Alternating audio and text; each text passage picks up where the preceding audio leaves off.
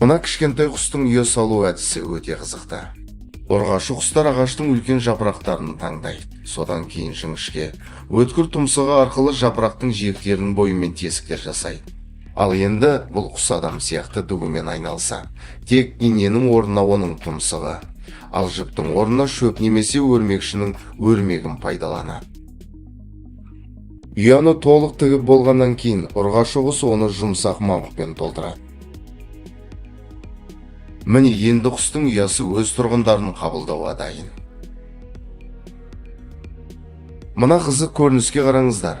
Өрмекшінің назарын бірі өзіне аударғысы келеді. Бұл тағы не қылған нәрсе екен?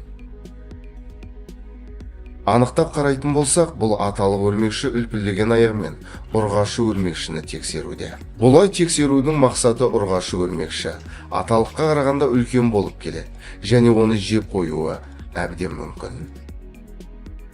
Сондықтан ол ұрғашының оған деген көз қарасы дұрыс екеніне көз жеткізу үшін осындай әрекетке барады. Бұл ұрғашы өрмекші тексерістен өте алмады, өйткені ол оған шабуыл жасамақ болды. Енді бұл сәлемін басқа ұрғашыға жолдап көрмеді. Және бұл ұрғашы оған қарсылық білдірмей, өз жайында қозғалыссыз оның сәлемін қабыл алды. Дәл осындай әдіспен ол өзін аман сақтап, өзіне лайықты жұбын табады. Шөл далаға қайта аттанамыз. Бұл жақтың құмдары өте ыстық болып келеді, бірақ оған қарамастан жергілікті тіршілік иелері ол жерде тіршілік етулерін жалғастыруда.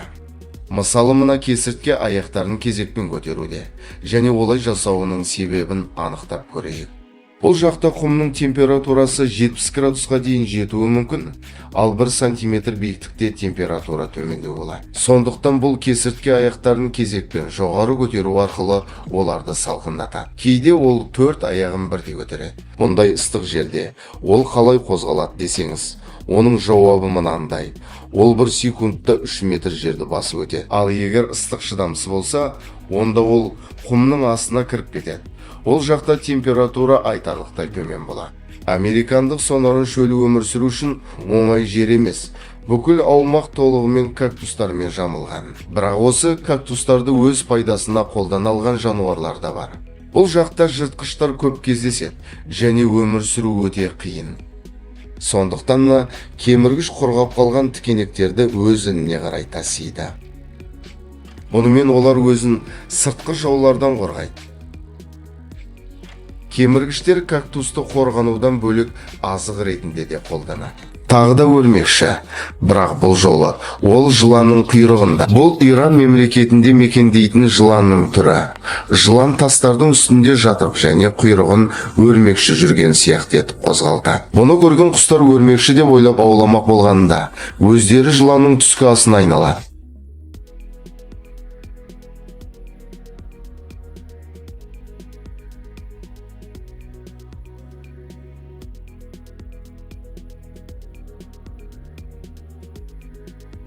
Қар барысында қорқыныш сезімі мүлдем жоқ. Ол аңшылық кезінде тәуекелдерге қарамастан өз олжасына ұмтылады. Жыртқыш өзінің олжасымен бірге үлкен жардан құлауда.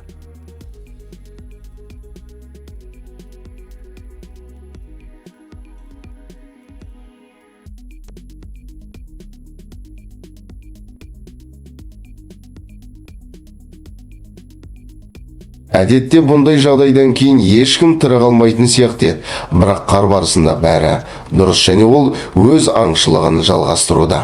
Алайда бұл түскі ас қар барысы үшін қымбатқа түсті, себебі ол аман қалғанына қарамастан жарақаттанды. Оңтүстік Азияда сіз бұрын соңды көрмеген ерекше қабілетке ие анабас балығы мекен етеді. Оны кей жерлерде жорғалаушы балық деп те атайды. Өзінің аты айтып тұрғандай бұл балық құрғақ жерге шығып, жорғалап өзінің өмір сүруіне қолайлы мекенді іздеп табады. Ерекше желбезектері оған жер бетіндегі ылғалды атмосфералық ауамен демалуына мүмкіндік береді. Мұндай қоныс аудару тұрақты түрде орын алмайды. Ыстық күндері мекен ететін сулары құрғаған жағдайларда ғана болады. Қандайда бір төтенше жағдайлар орын алғанда анабас балықтар бірнеше апта бойы ұйықтау күйіне түсіп, жерге шұңқырлап жасап сонда жатады. Оларды тіпті ағаш үстінде жорғалап жүргенін байқауға болады. Олардың құрғақ жерде жүру жылдамдығы 100 метр сағатына, тікелей күн сәулесі болмаған жағдайда олар жер бетінде 8 сағатқа дейін өмір сүре алады. Жергілікті тұрғындар кейде осы сәтті пайдаланып оларды аулайды.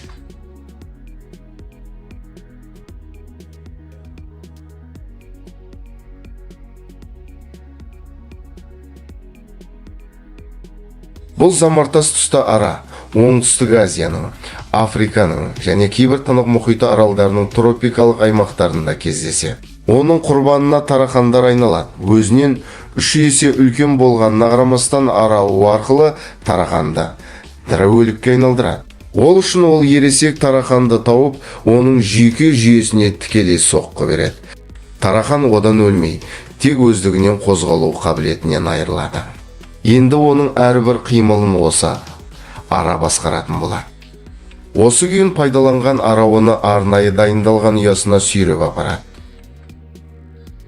Айтқандай, тарақан бұл болып жатқан нәрсеге ешқандай қарсылық білдіре алмайды, алда оны нағыз сұмдық жағдай күтіп тұр.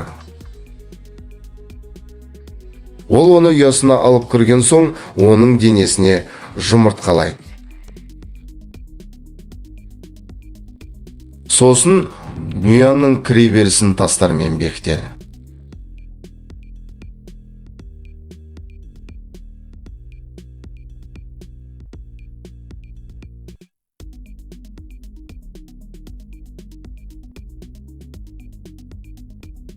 Жұмыртқадан шыққан личинка тарақанның денесіне еніп, оны жей бастайды.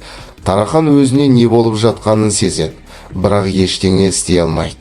Толықтай жеп біткен соң, тарақанның сыртқы қабығын жаңа ара жарып шығады. Әрбір ұрғашы ара өз өмірінде 40-қа дейін ересек тарақандарды дәл осылай пайдаланады.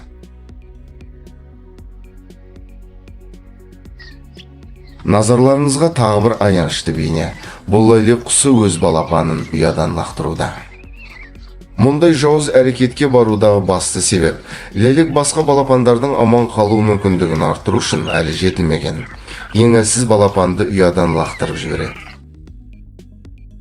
Өкінішке орай бұл да бір табиғаттың заңдылығы, сондықтан ересек құсты кінәлаудың қажеті жоқ.